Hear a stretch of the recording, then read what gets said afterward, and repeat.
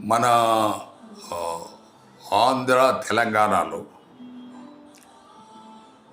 కొన్ని వందల engineering colleges ఉన్నాయి.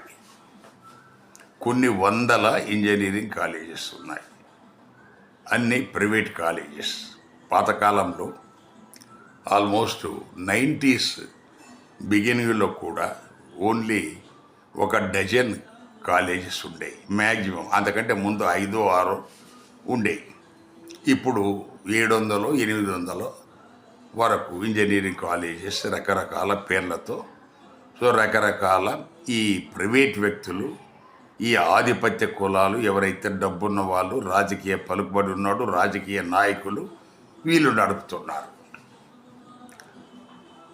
సరే, ఈ వీడియోలో మనం ప్రస్తావించదలుచుకున్నది, ప్రభుత్వము ఏటా దేశం మొత్తం మీద నుంచి లక్షల్లో ఇంజనీరింగ్ గ్రాడ్యుయేట్స్ను తయారు చేస్తున్నారు. మరి వాళ్ళకు ఉద్యోగాలు ఎక్కడి నుంచి వస్తాయి? వాళ్ళు ఏదన్నా ఎవరన్నా చిన్న కంపెనీ, చిన్నది ఏదన్నా వ్యాపారమో కంపెనో పెట్టుకుందాము అంటే బ్యాంక్ వాడు వాళ్ళకి ఇవ్వడు కదా లోను. వాళ్ళు వేసే 90 ప్రశ్నలకు విసిగిపోయి నాకు ఈ లోన్ వద్దని చెప్పేసి ఆడే పారిపోతాడు. సో ఎవరైనా బ్యాంక్కి వెళ్ళి చూడవచ్చు. మీరు మీ ఐడెంటిటీ డిస్క్లోజ్ చేయకుండా ఎవరినన్నా పంపండి, ఓపెన్ ఛాలెంజ్.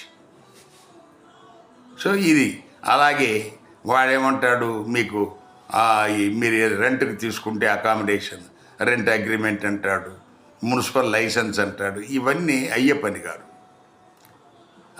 అక్కడ మున్సిపల్ లైసెన్స్కి వెళ్ళండి, మున్సిపల్ లైసెన్స్కి వెళ్ళండి, ఓపెన్ ఛాలెంజ్. ఎవ్వరికి కూడా మనకు డబ్బు ధారాళంగా ఇవ్వకపోతే ఎవరు లైసెన్స్ ఇవ్వరు. ఇవన్నీ సాధారణమైన ప్రజలు ఎదుర్కొంటున్న సమస్యలే. కానీ పాలకులకు అవన్నీ తెలియనట్టు నటిస్తారు. అది చాలా బాధాకరం.